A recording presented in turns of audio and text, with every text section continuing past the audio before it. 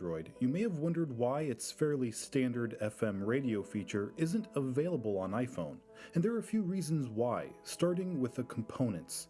Before the iPhone 7, Apple actually used to include FM radio tuners in their phones, although this wasn't by choice.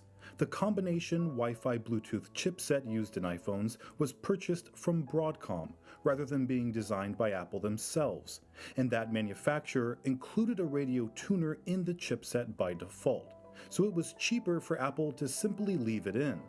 But despite early iPhones having this tuner, its support was dependent on Apple. They needed to install the FM circuitry to make the tuner work.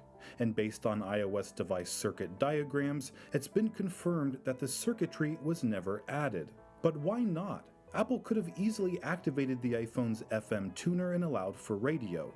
Their decision not to demonstrates Apple's choosiness when adding features to their products. They don't ask if something can be done, instead they ask why it should be done.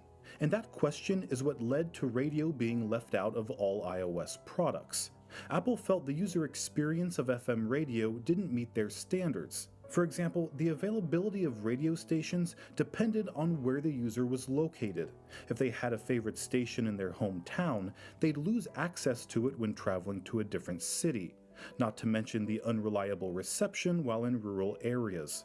Plus, the average sound quality through radio is 128 kilobits per second, which is half as good as Apple Music's 256 kilobits per second.